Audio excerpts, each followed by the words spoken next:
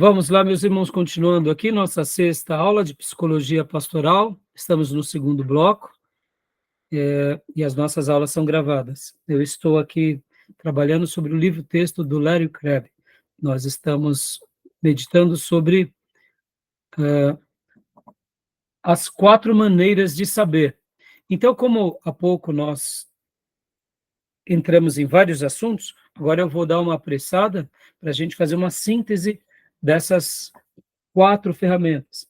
E a primeira que o nosso querido irmão Larry Crabb cita, porque ele, inclusive, ele pega emprestado da filosofia, que é a intuição, a razão, a experiência e revelação. É claro que a filosofia, quando trata sobre revelação, o leque é bem abrangente. O que é revelação, por exemplo, para Platão? O que é revelação para Sócrates, Aristóteles? O que é revelação para um filósofo? O mundo metafísico, é a maneira que ele compreende, o que ele enxerga como revelação, né? Para nós, revelação vai ter outro significado. Então, falando aqui sobre a primeira maneira, né, que é a intuição. Intuição. Deixa eu até explicar uma coisa aqui rapidinho, né, irmãos? Intuição é diferente de palpite, tá, meus irmãos? Né? Muitas vezes as pessoas elas têm palpites. Palpite é uma coisa, é útil, mas a intuição é algo um pouco além. A intuição ela é um caminho mais delicado, né? E por que eu estou falando isso? Todos nós somos dotados de intuições. E como a intuição vai se aperfeiçoando em nós? Tem toda uma explicação. Então, leia para nós, pastor Johnny, aqui, essas linhas seguintes, por gentileza. Leio sim. Intuição. Quando alguém simplesmente sabe que certa posição é verdadeira, dizemos que ela está dependendo da intuição. A precisão óbvia de algumas ideias nos salta aos olhos. Nenhuma prova ou suporte racional parece necessário para conquistar nossa convicção de que a ideia é verdadeira. A intuição é o caminho para o conhecimento que requer apenas uma certeza subjetiva e não uma prova racional ou externa, a fim de justificar a crença. Joia, né? Então, a intuição é o caminho para o conhecimento que requer apenas uma certeza subjetiva. Deixa eu dar aqui alguns exemplos para os irmãos. Lá no mercado financeiro, nós gostávamos muito de usar a expressão feeling. Feeling. Por exemplo, nós chegávamos nos grandes investidores e perguntávamos, por exemplo, que nem agora, eu não sei se vocês têm acompanhado, mas nós estamos passando por um processo de uma mudança bem significativa na nossa economia, onde estamos tendo muito problema com relação ao orçamento do governo, a possibilidade dos juros se manter ainda em alta é bastante grande. Inclusive, amanhã teremos um pronunciamento do nosso Banco Central sobre a taxa de juros. No último pronunciamento, houve uma certa divisão, porque as pessoas que votam sobre essa questão, a disputa foi muito grande.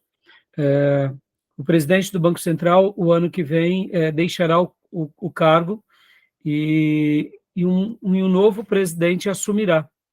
E esse novo presidente ele é alinhado mais ao atual presidente. Olha só que interessante. E lá no pregão nós perguntávamos assim, e aí, o que vai acontecer com a taxa de juros? E os grandes investidores começavam a usar o termo feeling. Quando nós olhamos o investidor falar sobre o feeling, parece que ele é dotado de uma característica que outros não têm. Ou seja, ele tem quase que o que chamamos do toque de Midas. O que ele toca vira ouro. Mas por que será que ele desenvolveu esse feeling?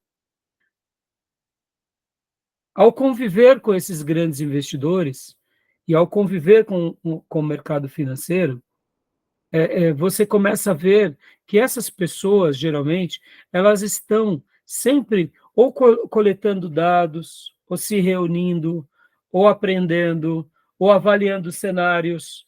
Então, essas múltiplas opções pelo qual eles estão inseridos e eles vivem diariamente, vão criando nele aquilo que nós chamamos de uma avaliação crítica, um senso crítico. Então, quando eles ouvem, né, por exemplo, o presidente Lula, inclusive hoje, fez um pronunciamento falando que o problema do nosso país está porque o presidente do Banco Central não abaixa os juros. Então, ele já achou um malvado favorito. Então, ele está batendo no presidente do Banco Central, porque hoje, não sei se vocês sabem, o Banco Central ele é autônomo. Então, o que acontece?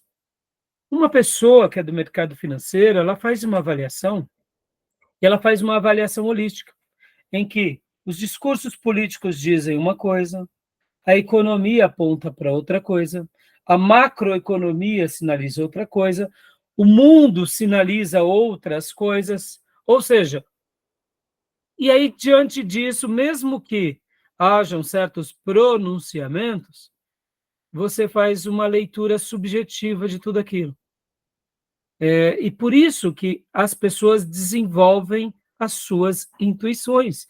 Então, não é porque a pessoa ela foi dotada de um dom ou de um talento diferente de outro, mas é a experiência sobre aquela área, sobre aquela faculdade, sobre aquele episódio ou aquela profissão.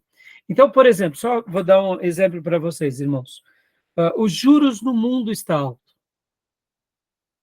Então, é normal que mais cedo ou mais tarde, no mundo, os juros tendem a baixar, porque nenhuma economia gosta de juros muito altos, porque logo remete a outra ideia de inflação alta, e assim são efeitos danosos à economia. Então, o nosso juros está alto não é por causa simplesmente da mudança de governo, é por causa da situação macro mundial. E os juros altos vai se manter no mundo durante um bom período. Eu, particularmente, deduzo que os próximos anos e décadas serão anos e décadas de juros altos. Agora, é natural que haverão cortes, haverão ajustes, e é normal que tenham essa equalização. Então, perceba que quando a gente vê, né, os discursos políticos, é importante que um presidente de uma república, que os prefeitos, que os governadores, eles tentem achar um culpado da situação. Mas, ao avaliar as palavras, ali são palavras de políticos, não são palavras técnicas. Compreendem? Então, quando a gente fala do feeling, o feeling tem a ver com esse exercício, tem a ver com essa intuição que vai se aprimorando ao longo do tempo. Tá bom? Ficou claro? Tudo bem até aí? Tudo jóia? Sim, sim, Vamos pastor. aplicar agora aqui a intuição na igreja. Será que a igreja e as famílias é uma matéria-prima que nós somos treinados na habilidade de perceber como eles estão? Será que a gente pode usufruir da intuição ou do feeling para ser mais efetivo no aconselhamento na igreja ou na ajuda dos irmãos? Percebam, tem pessoas que até usam dessa faculdade da intuição achando que isso é revelação. E, de fato, não é uma revelação, é uma percepção pela experiência, que é muito boa, por sinal, e que deve ser desenvolvida. Tá bom, meus irmãos? E Deus nos dotou dessas intuições para que nas áreas que a gente trabalha, ou para que a gente, de fato, no caso, né, negocie ou exercite ministério, nós tenhamos mais êxito. Vou dar um exemplo aqui. Vamos pegar uma situação que está muito ligada conosco. Vocês já tiveram experiências, pastor Johnny, de chegar na igreja e o louvor, de repente, está amarrado? E os irmãos ali está parecendo mais dança da chuva do que louvor de adoração. Eles estão se esforçando, né? E a igreja não acompanha? E aí, o que a gente faz numa hora como essa, nós seminaristas ou pastores? Oramos. Oramos. Não é verdade? É verdade. Ai, ai. Mas é verdade, o que eu gosto de ensinar aos meus ministros de música? Eu falo, irmão, quando você notar uma percepção, se você conseguir notar e souber o que é, dá uma pausa. Pode ser que seja o ministério de louvor, que passou ali por momentos difíceis, então o louvor, o ensaio não está virando. Pode ser que seja a igreja. Deixa eu contar uma experiência que eu tive, a questão de 1 mês e meio atrás. Cheguei na igreja, lá na nossa igreja temos um hábito de cada integrante do louvor, principalmente aqueles mais antigos, a cada domingo eles conduzem o louvor. E essa condução nós chamamos ministração. É um irmão que ele já é escalado antecipadamente, ele seleciona os hinos, ele ora em cima daqueles hinos, ele passa para o grupo de ministério de louvor durante a semana, e logo na sequência, além de passar para os irmãos do grupo de louvor, eles fazem o quê? Os nossos irmãos do louvor, eles vão ensaiando, vão tirando as letras, vão orando, e aí tem o ensaio, que geralmente é feito aos domingos mesmo, 2 horas antes do culto. Mas tem vezes que os irmãos do louvor não estão bem. Logo, o louvor não vai fluir. Mas tem vezes que é a igreja. E aí, 1 mês e meio atrás, eu notei que tinha uma brisa na igreja. Falei, meu Deus, o que está acontecendo?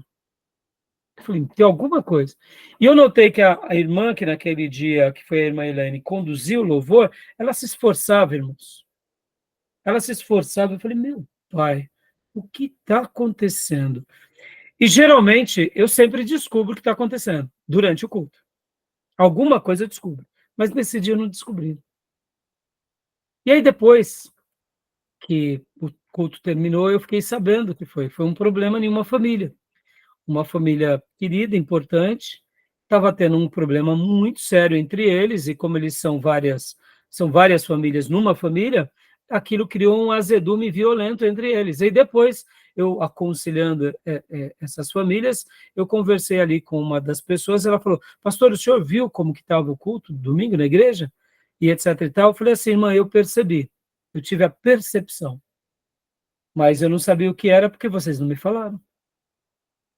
E ali aproveitei, inclusive, e exortei com muito amor essa irmã, porque ela poderia ter me alertado, pastor, nós não estamos bem. Eu falei, filha, poxa, estamos juntos há tantos anos, e por que você não me deu uma trela?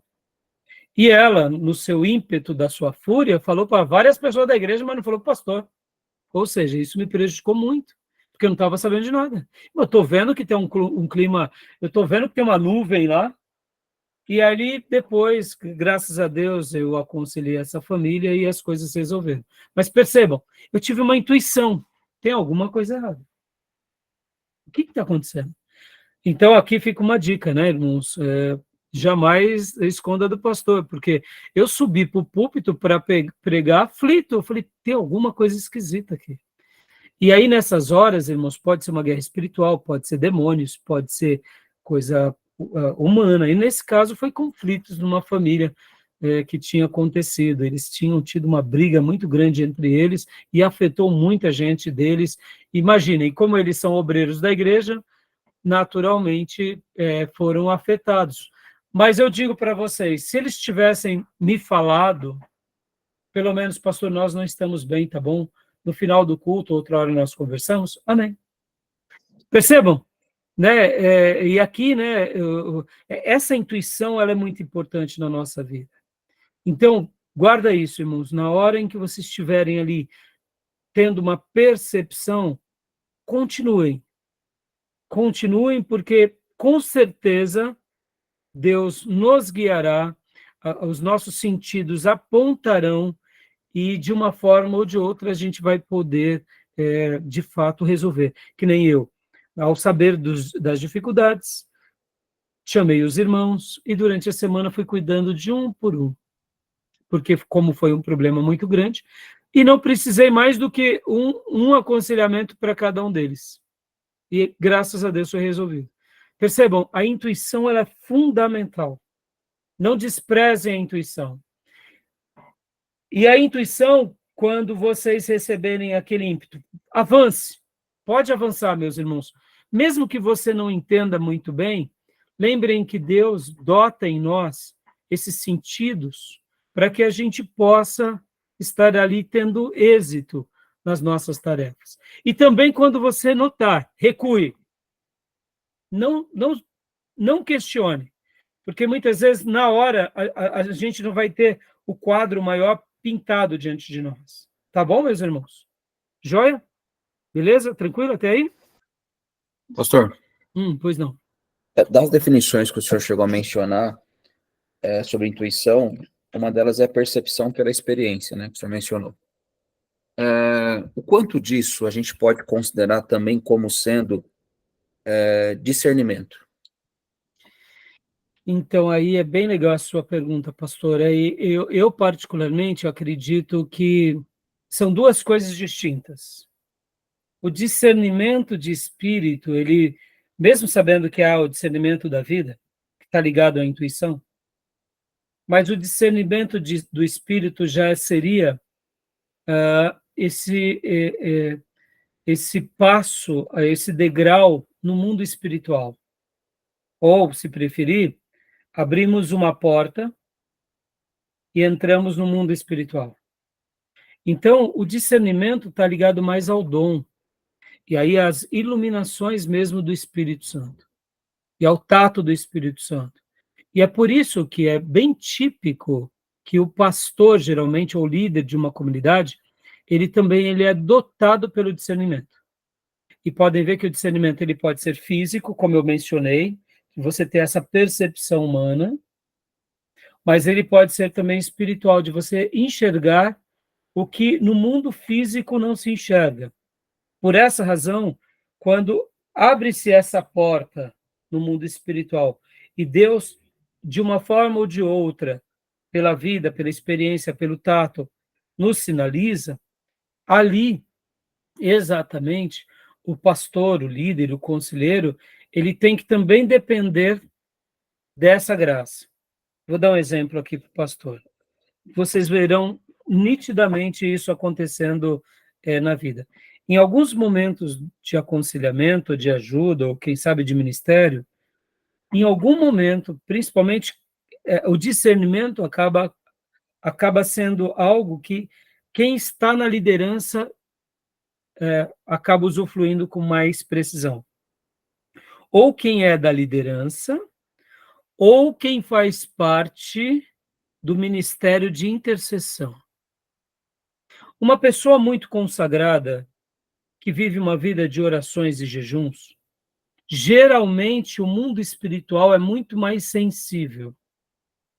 Ele é mais sensível às coisas espirituais. Então, ele compreende coisas em que outros não compreendem. É natural, por quê? Porque ele está naquilo que chamamos no oceano do espírito, nas águas sagradas. Então, ele consegue compreender, ele consegue notar coisas que a maioria das pessoas não nota. Mas perceba, muitas vezes esse irmão não é da liderança, mas é um irmão regado de oração, regado de jejum. Ou seja, ele é sensível ao mundo espiritual. Na hora que vem um vulto das trevas, ele já nota, opa, tem alguma coisa esquisita aqui. Ele pode até não saber. Já o líder, se pressupõe que o líder ele é uma pessoa também que ele tem mais sintonia com Deus, ele deve estar mais preparado. Então, perceba que, pastor, quando é algo espiritual, você notará que o Senhor, de uma forma ou de outra, ele dará sinais, ele dará toques, ele dará percepções. E é nessa hora que aí entra o exercício da fé pura e simples. Tem vezes que o pastor, ele simplesmente vai dizer, não vamos fazer tal coisa. O pastor nem entende direito o motivo pelo qual é, mas ele sabe que não é para ele fazer. Entendeu? Ele sabe que não é. O discernimento é como se Deus viesse e dissesse não. Lembram do episódio do Urim e Tumim? Que os sacerdotes, o sumo sacerdote carregava? Tinha a estola sacerdotal e também tinha o Urim e o Tumim. O que era o Urim e o Tumim, irmãos? Eram aqueles momentos que o povo de Deus consultava a Deus sobre uma determinada causa significativa, onde eles precisavam de uma resposta. e aquelas pedras brilhavam. Pastor, eu acho que caiu a ligação do pastor. Graça e paz, Maísa. Tudo bem, minha irmã? A paz, bem, graças e paz a todos. Boa noite. Boa noite. Boa Pastor noite. Johnny, eu acho que caiu a chamada dele, né? Sim, caiu, pastor. Então, mas continuando aqui. O Urim Tumim, irmãos, ele representa muito bem esse lado do discernimento. Opa, ele voltou. Pastor Johnny? Caiu sua linha, né? Eu não sei até onde o pastor me ouviu falar, mas eu estava falando do Urim Tumim, pastor. Você chegou a ouvir? Não, Urim Tumim não. Isso, Eu eu estava ouvi. dizendo que o irmão que vive em muita oração e consagração, ele vai ter essa percepção mais espiritual. E se pressupõe que um líder, ele ora mais, e se pressupõe que um líder, ele jejua mais, logo ele vai ter esses discernimentos. Se é um líder que não exercita esse lado espiritual, com certeza ele vai ter muitos problemas. Se é um pastor que está querendo aconselhar e ajudar pessoas, mas não ora, ele vai ter muito problema. Porque muitas vezes, é isso que eu digo que aqui, no caso, nós exercitamos o discernimento. Tem vezes que num aconselhamento, por exemplo, o conselheiro, ele precisa orar com os irmãos que estão passando por tribulação. O problema deles não é fisiológico, não é emocional propriamente, é espiritual. É onde entra o aconselhamento pastoral na sua essência. Aí, voltando para o Urim Tumim. Na antiguidade, o sumo sacerdote, além da estola sacerdotal, ele carregava o Urim Tumim. O que era o Urim Tumim? Era o momento em que eles se consultavam a Deus em causas especiais e Deus fazia com que, quando era a vontade do Senhor, aquelas pedras brilhavam, elas reluziam. Era como se fosse uma sinalização de Deus. Então, o que eu estou dizendo para o pastor, né, e para os irmãos, o discernimento vai ser uma faceta disso. Já o terapeuta, o psicólogo, o psicanalista, né, o psiquiatra, ele vai ter o discernimento humano. Pode ser que um psicólogo, psiquiatra cristão tenha o discernimento espiritual? Claro que sim, porque é o dom dele acompanhando ele onde ele está. Mas então, pastor, isso vai acontecer e é nessa hora que nós seguimos a fé. Pura e simples.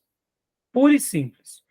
Na primeira percepção que nós tivermos essa clareza, aí a gente tem que regar de oração e temos que agir de acordo com aquilo que Deus imprimir no nosso coração e na nossa mente.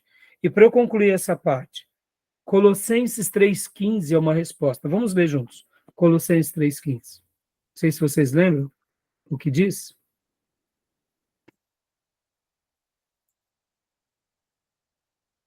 Na minha versão diz assim: que a paz de Cristo seja o juiz em seu coração, visto que vocês foram chamados para viver em paz como membros de um só corpo, e sejam agradecidos.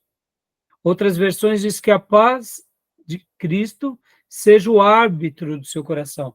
Quando vem o discernimento claro e lúcido, e a gente é regado de paz, é um sim de Deus, sem medo de errar. E tem vezes que nós faremos coisas até que possamos estar perdendo certas coisas. Mas a paz de Deus está no dizer não, seguir um caminho que aparentemente estamos perdendo. Entendeu, pastor? Então, há uma diferença entre a intuição e o discernimento.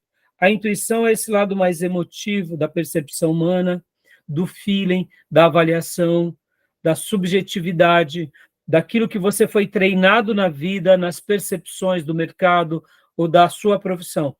E na área do discernimento é o toque do espírito puramente, nitidamente. Ali nos tocando, nos nutrindo, nos orientando, tá bom?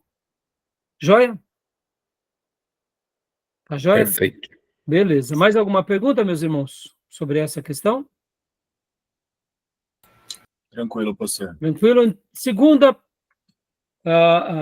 critério, né, sobre as 4 maneiras de servir, razão. Leia para nós, Gil, por favor, só esse estrofe. Irmão, já estamos atrasados, vamos correr, tá? Razão, leia para nós. Por favor, Gil. Agora, a mente tem sido considerada por muitos como o centro da personalidade. A capacidade mais claramente separa o homem do animal. Aristóteles afirma que nossas mentes são capazes de transpor o abismo entre o natural e o sobrenatural.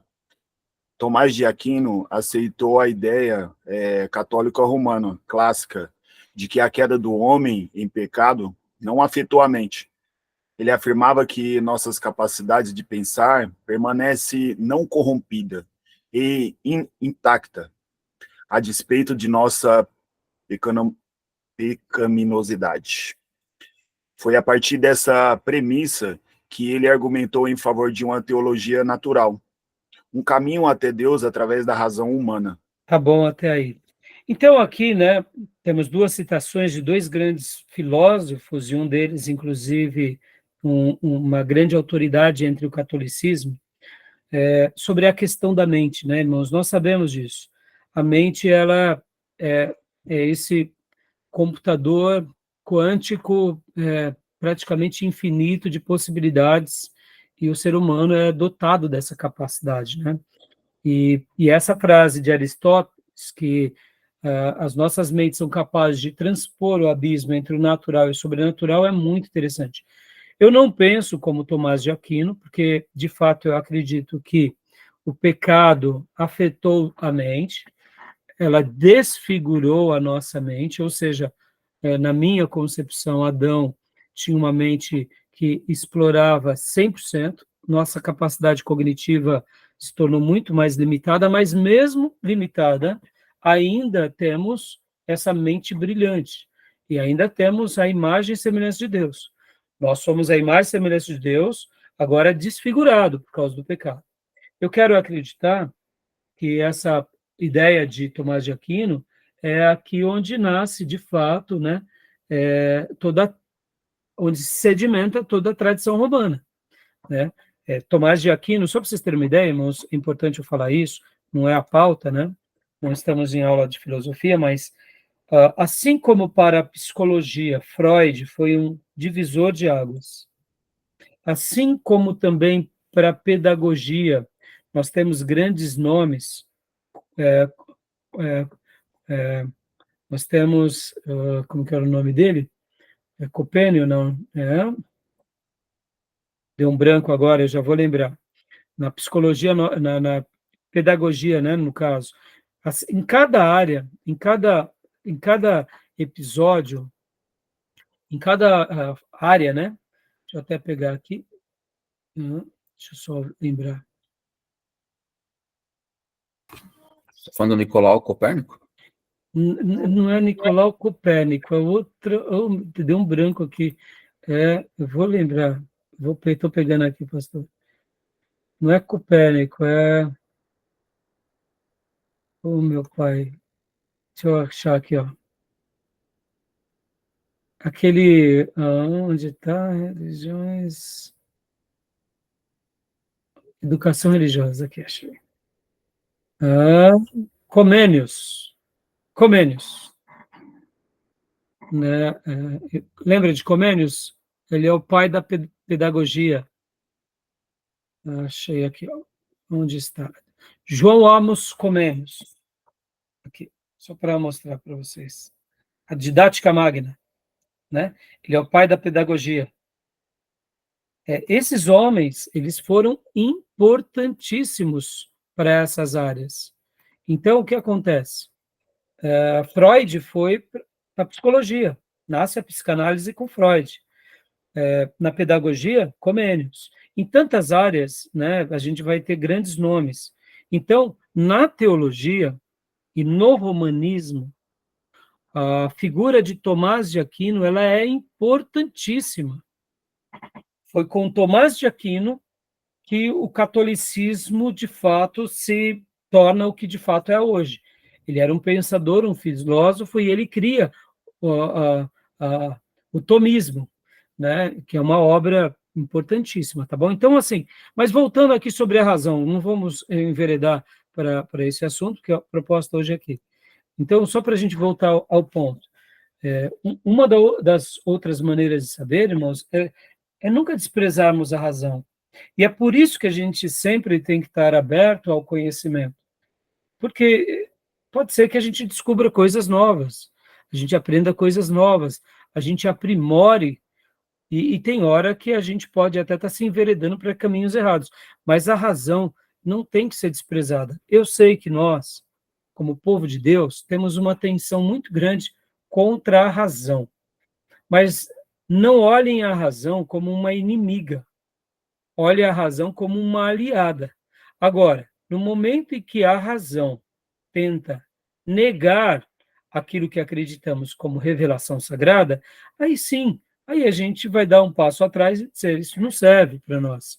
No entanto, a razão, ela não pode ser desprezada nas suas construções mais básicas, porque, afinal de contas, o nosso próprio livro sagrado, percebe, irmãos, Deus quis se revelar para nós por meio de um livro, é um objeto racional.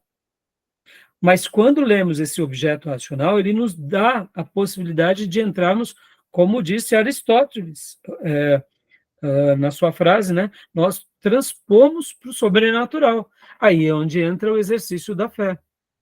Então, a razão é uma outra coisa importantíssima para que a gente possa executar o saber, né? E por isso que a gente tem que ouvir tudo e reter o que é bom.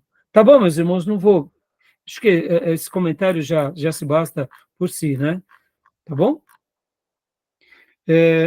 Quando Paulo fala da sabedoria, lá em Coríntios, irmãos, que a sabedoria do mundo é loucura para Deus, o que Paulo estava se referindo ali? Paulo estava se referindo ali à filosofia e àquela sabedoria dos homens sem Deus, tá bom? Paulo não estava se referindo ali simplesmente a que ele era contra o conhecimento, entendeu, irmãos? Não era essa a proposta. Paulo nunca foi contra o conhecimento. Não tem sentido sermos contra o conhecimento, tá bom? Mas quando esse conhecimento ele nega a existência de Deus, nega a revelação de Deus, nega os milagres de Deus, aí esse conhecimento ele está ligado mais ao humanismo, ao racionalismo. E aí, para nós, no caso, ele não representa quase nada. Mesmo que ele seja revestido de um suposto saber, ele acaba se contrariando, tá bom? Tudo bem até aí, meus irmãos, então? Outro caminho para o saber é a experiência. Leia para nós, Maísa, a experiência, esses estrofes. Experiência. Outro caminho popular para o conhecimento insiste em que a experiência é o melhor mestre. A intuição é puramente subjetiva. O racionalismo leva a diferenças de opinião irreconciliáveis. Precisamos de uma autoridade além dos sentimentos e pensamentos que possa governar a ambos. O empirismo é uma filosofia de conhecimento que sugere que os dados frios da experiência observável e mensurável oferecem a autoridade necessária. Exato, é daí onde nasce essa expressão, não só no caso aqui dentro da psicologia, mas o empirismo, que é uma filosofia de conhecimento que sugere que os dados frios da experiência observáveis e mensuráveis ofereçam a autoridade necessária. Por que, irmão, isso é importante? Porque muitas vezes, como falamos há pouco, né, o feeling, a intuição é muito subjetiva. Ao mesmo tempo, o conhecimento ele é muito cartesiano. Muitas vezes, podem ver o quanto as pessoas brigam pelas suas razões. Vejamos agora o que tem acontecido no mundo, irmãos. A discussão política por causa de ideologias. O mundo está um barril de pólvora. E eu pergunto, aonde vamos chegar? Né? Cada um tem a sua razão, mas aí onde entra o quê? A experiência, meus irmãos. A experiência é aí onde a psicologia, a psicanálise, aonde todas essas ciências que ajudam as pessoas, a gente vê pela experiência que ajuda muita gente. A experiência, então, diante disso, a gente pega o saber de um, a gente pega a intuição do outro, mas vamos lá para as provas. Quem faz terapia fica melhor ou fica pior? Quem faz análise fica melhor ou fica pior? Quem passa por um psiquiatra geralmente tende a melhorar ou a piorar? Ora, se há um consenso de que é melhor, ora, por que não? Então, a experiência vai ser o que? A prova final de que aquilo é bom. Logo, devemos endossar. Tranquilo, irmãos? Alguma dúvida? Vamos lá, meus irmãos. Quando nós aprendemos sobre a doutrina, por exemplo, da oração, as doutrinas da intercessão, sejamos honestos, avaliando friamente, parece que a gente vai perder tanto tempo com essa prática que é um desperdício de tempo. Até vamos ser coerentes aqui, vamos ser contemporâneos. Um dos maiores ativos da nossa vida é o tempo, sempre foi o tempo. Tempo é dinheiro porque é de fato isso. Mas vamos lá.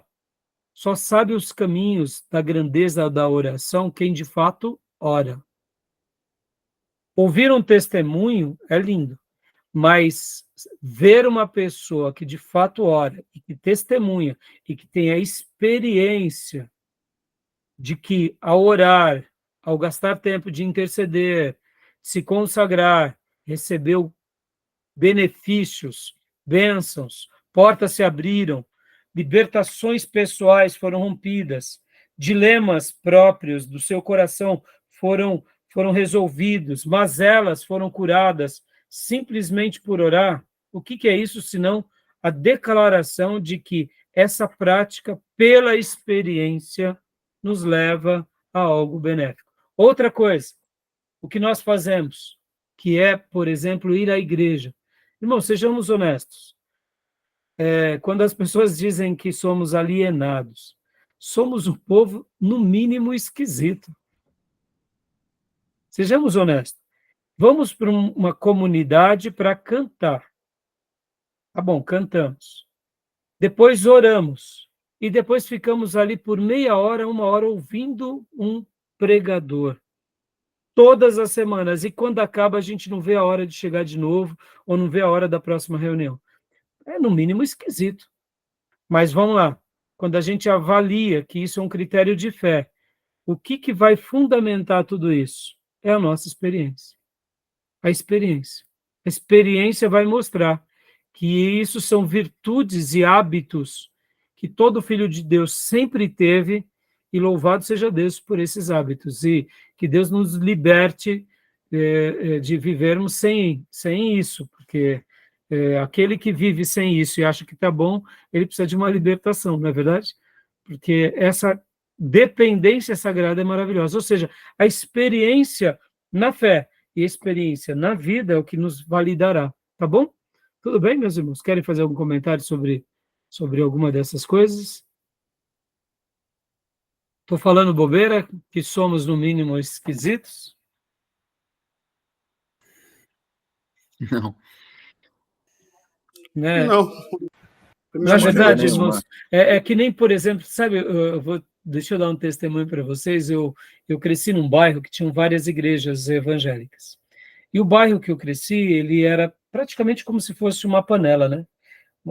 Era uma vila, mas ele lembrava muito uma panela.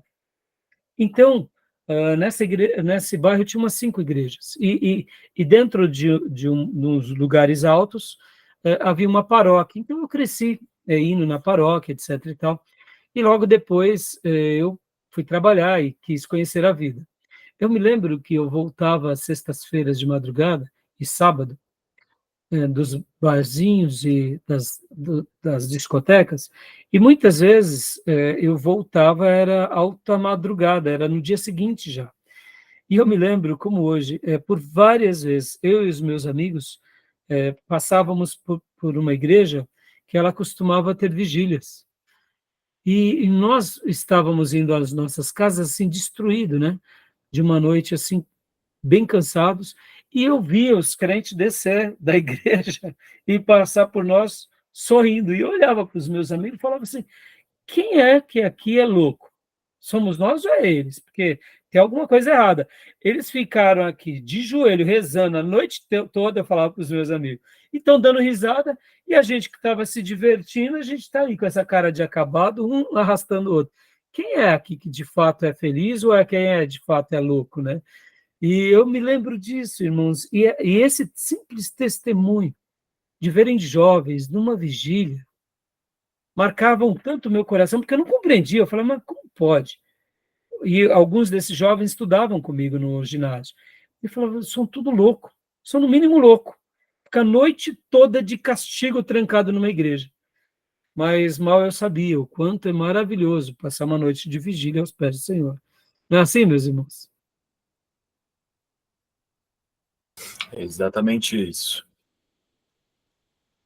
Então, vamos lá. E agora, concluindo essa parte, meus irmãos, aí o autor do nosso livro vem para o último ponto, que é a revelação. E aí é onde ele entra no próximo capítulo, tá bom? Porque agora ele vai falar o seguinte, bom, já que chegamos a esses 4 meios de saber, e agora é onde entra o capítulo de número 2. A Bíblia merece nossa confiança. E aqui ele começa a trabalhar. Por isso que esse capítulo acaba sendo muito bom. Por quê? Porque ele vai dar uma ideia do quê? Todo aconselhamento bíblico e cristão, para se ser chamado bíblico e cristão, tem que acreditar em certos critérios. E aí ele começa, então, aqui a dar a sua síntese, tá bom? Então, agora é aqui onde ele vai trabalhar naquilo que nós chamamos da revelação geral, como você disse, Gil, lembra? Revelação geral. Sim. E a revelação natural, ou melhor, a revelação geral e natural e a revelação especial. E o que ele quer dizer com isso, irmãos? É aqui, mais uma vez, onde ele vai dizer sobre aquilo que a gente está fazendo. Nosso curso de teologia, a síntese dele é o quê? É trabalhar onde? É trabalhar na revelação especial. Curso de teologia é trabalhar na revelação especial.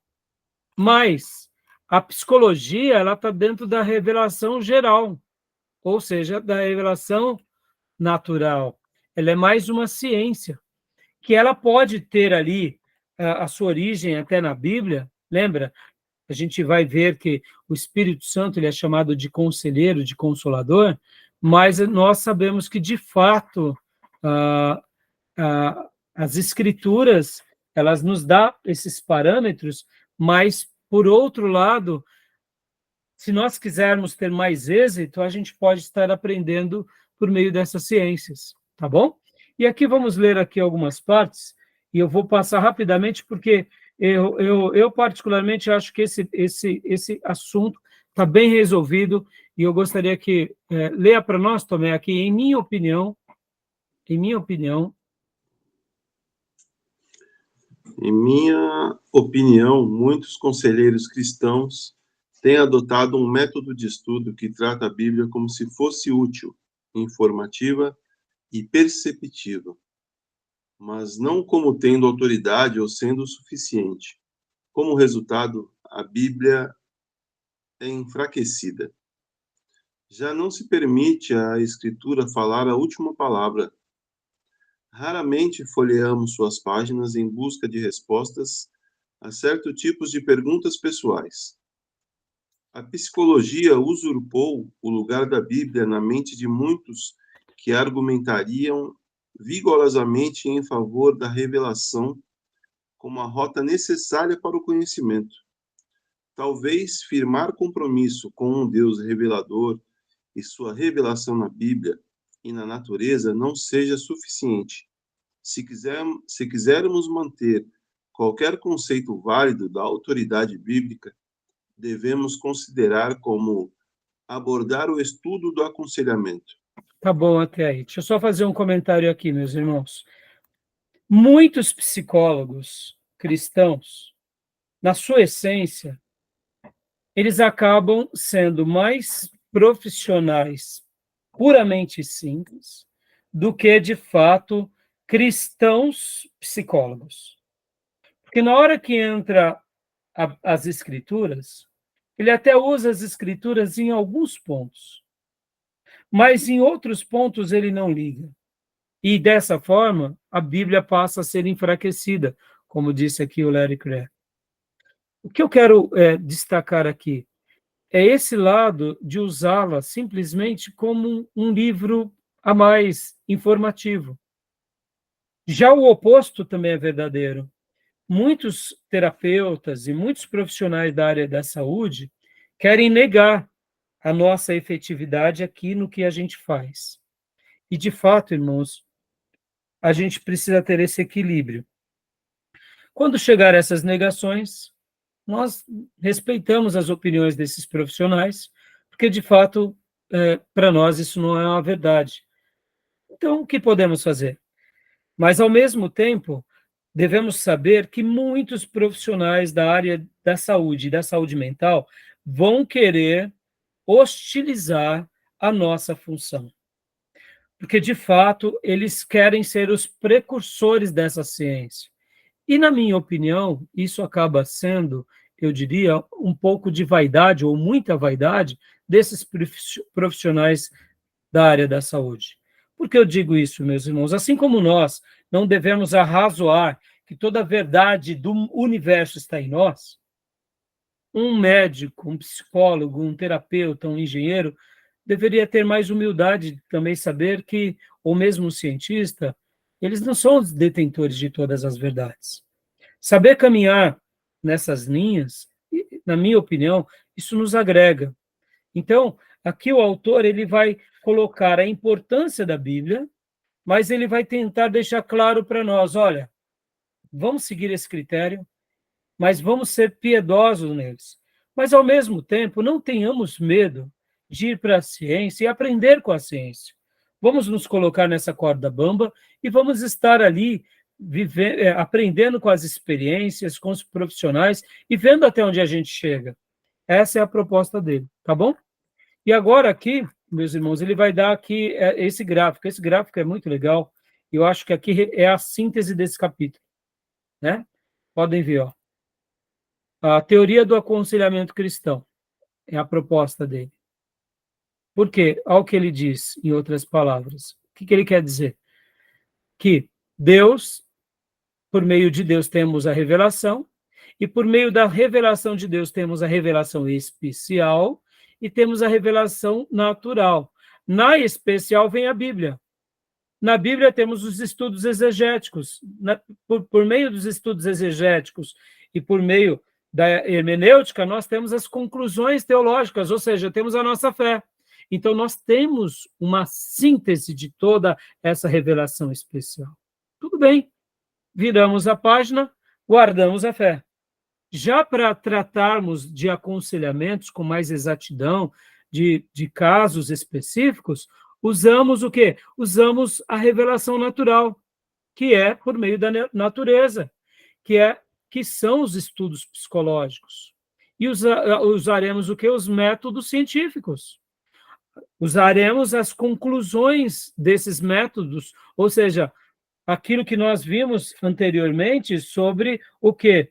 A experiência, ou seja, os resultados, o empirismo. Por quê? Porque é por meio desse empirismo, ou seja, as provas concretas, que chegamos em várias conclusões.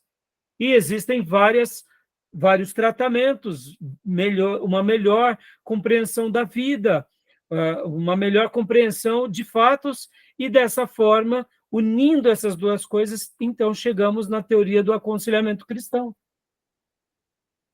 que vocês acharam dessa figura, meus irmãos?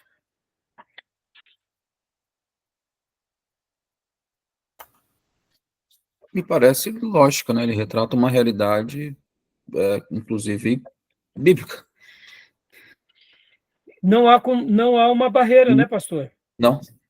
Não é? É tranquilo essa ideia. Quando nós, irmãos, de fato compreendemos isso, meus irmãos, a gente aqui é liberto de muito simplismo, de muita ignorância em todas as áreas. A gente não precisa praticar o suicídio intelectual num embate psicológico. Nenhum problema, é uma ciência. Agora, olha que interessante, lembra que no meu primeiro bloco eu falei para vocês sobre um psicanalista, inclusive eu recomendei aqui para vocês, até o material deles. Então, olha só que interessante. Ao ouvir o psicanalista Leandro dos Santos, olha que interessante. Freud, só para a gente concluir agora esse capítulo, porque logo na sequência aqui, irmãos, olha só que o autor vai trabalhar. O retorno ao racionalismo, ou seja, se a gente quer de fato servir ao aconselhamento numa igreja, então a gente não pode desprezar esses dois horizontes, o horizonte da fé e o horizonte da ciência. Não que a gente vai colocar a ciência de uma forma maior do que a fé. Meus irmãos, a fé está sobre tudo. Concorda? Porque quando falamos de fé, nós estamos falando de Deus. Nós estamos falando do reino dos céus. Então, a gente descansa nessa questão. A gente não precisa ir para a carteirada dizendo, não, a fé... Um filho de Deus, que crê no reino de Deus, que propaga o evangelho, o governo de Deus na terra, coloca o reino de Deus e a sua justiça em primeiro lugar. Então, sobre todas as coisas está Deus. Por isso que o autor, inclusive, trata aqui que toda a verdade é a verdade de Deus. Lembram do que eu tinha mencionado na última aula, usando até a ideia do Robert McKinney, que Jesus é a chave mestra da verdade de Deus, que abre o baú das verdades de Deus? Ou seja, é simplesmente isso. E essa é uma síntese para a nossa conclusão, né? E agora, voltando, só para a gente concluir esse capítulo, para a gente ir para o último, né? Aquele até um argumento em favor da autoridade bíblica. E por que agora ele usa a autoridade bíblica, o nosso querido irmão Larry Crabb? Porque a Bíblia revela o propósito de Deus. A Bíblia, ela trabalha dessa forma, mostrando Deus na vida do homem. E, vamos lá, Deus na vida do homem tem experiências e mais experiências de que esses homens são mudados? Claro. Ao mesmo tempo, a Bíblia ela foi escrita e montada por Deus de uma forma simples. Ser simples não é ser simplista. Ser simples é o conhecimento que nos traz dessa revelação leva-nos a um propósito, leva-nos a um fato que nos leva ao que é uma vida melhor. A Bíblia ela tem esse lado de ser um livro de pureza, como ele também trata em terceiro lugar, mostrando que tudo que ela gera em nós é nos tornando pessoas melhores e nos levando a uma vida melhor. Podem ver, o verdadeiro cristianismo nos torna seres humanos melhores. E, por último, temos a promessa de que Deus estaria do nosso lado, nos ajudando, nos capacitando, nos instruindo, nos conduzindo. Então, meus irmãos, esse capítulo, ele termina assim de uma forma bem agradável, e eu particularmente quero terminar aqui falando algumas coisas de Freud, mas eu acho que ele tem uma síntese muito boa, e ficou claro para vocês, ou não? Querem fazer alguma pergunta? Não. Tranquilo? Tranquilo, pastor. Então tá, deixa eu fazer uma citação aqui do psicanalista Leandro dos Santos. Ouvindo os materiais dele, ele comenta um pouco sobre quem foi Freud e como era a vida de Freud. Freud, ele era um austríaco, né? Se não me falha a memória, um austríaco. E aí o que acontece? Ele vai para a universidade, mas tinha alguns valores na vida dele que marcaram demais ele. A mãe dele dava uma certa liberdade para ele estudar e mostrava que ele era um pouco diferente dos outros irmãos. Num primeiro momento, sabe aquele favoritismo que um filho tem sobre outros? Então, Freud foi esse filho que teve esse certo favoritismo. Eu sei que num primeiro momento isso não pode não ser bom, mas num outro momento se torna bom, porque quando você é afirmado desde cedo, você cresce com uma convicção muito grande na vida. Por isso que lares saudáveis e uma boa afirmação, ela pode representar uma construção da nossa imagem muito positiva. Alguns anos depois, Freud foi fazer medicina, muitos não sabem disso, mas Freud se torna um médico, E aí ele começa, inclusive, na época de Freud, por exemplo, a medicina era muito diferente da nossa medicina atual. Na época de Freud, era um mix de ciência, de arte. Para vocês terem uma ideia, era normal o médico daqueles dias ter que fazer desenhos da anatomia do corpo humano, da natureza, de peixes, da botânica, para conhecer um pouco mais isso. Automaticamente, ele também acabava sendo treinado um pouco mais nesse lado mais lúdico da vida e até mesmo artístico. E Freud, ele começou a desenvolver um trabalho, inclusive com um neurologista. E lembrando, ele era o quê? Um médico, e ele não era da área do aconselhamento, da psicologia. E ali ele começa a desenvolver, juntamente com um médico muito famoso dos seus dias, trabalhos nesses lugares como hoje nós chamamos de sanatório, lugares para loucos. Hoje o pessoal fala juqueri, né? Então, Freud começou a ajudar essas pessoas, juntamente com uma pessoa de muita expressão naqueles dias. E o que acontece? Aquele médico muito famoso, ao examinar os casos de vários pacientes, pessoas que viviam ali nos seus sanatórios, chamava os alunos. E dentro das avaliações, interagiam com os jovens. E um dado dia, Freud faz umas perguntas ao seu mestre, e o mestre disse assim para Freud: olha, Freud, sobre isso que você está falando, nós não temos nada disso. Por que você não começa, então, a se enveredar para isso, pesquisar mais sobre isso? Foi aí que Freud começa, então, a tentar trabalhar mais dentro desse campo do inconsciente e olhar mais para a origem da pessoa. Qual é a razão pelo qual a pessoa está passando o que ela está passando? Será que há um motivo para essa pessoa ter desencadeado tal problema? E aí, Freud, então, olha só que interessante, irmãos, por isso que ele começa, então, dentro dos seus estudos, a fazer várias pesquisas. Eu tenho a coletânea aqui de Freud, irmãos, faz parte ainda do meu acervo, que eu quero estudar um dia, ainda não estudei, mas eu tenho toda a coletânea de Freud que eu ganhei de um amigo, né? Um presente que um amigo deu para mim e para minha esposa. Ela, assim, tem mais profundidade no tema, né? Mas eu tenho vontade de estudar todo esse material de Freud. Olha só que interessante. Então, ele começa a fazer os seus exames, as suas pesquisas, e tudo aconteceu por causa de uma fala e vamos supor, de uma liberação do seu mestre dos seus dias. O Leandro dos Santos, psicanalista, ele explica com os detalhes como tudo aconteceu, se não me falha, no segundo ou no terceiro áudio dessa série, daquilo que ele chama a Rádio Freud. É muito interessante. E hoje, irmãos, olha só que interessante. Hoje, muitos pastores acabam fazendo psicanálise e acabam ajudando muitas pessoas. Então, eu quero acreditar que essa figura que nós vimos há pouco, né, que eu passei aqui para vocês, ela representa bem uma resposta para que a gente possa estar trabalhando com liberdade no aconselhamento. Talvez você diga assim, pastor, mas eu não quero fazer psicanálise, eu não quero fazer psicologia, eu não quero fazer medicina para se tornar um psiquiatra. Tudo bem. Eu só quero compreender melhor as pessoas para poder servir melhor aqueles que estão ali ao meu lado, ora, me entender melhor. Então, estude sobre esses temas.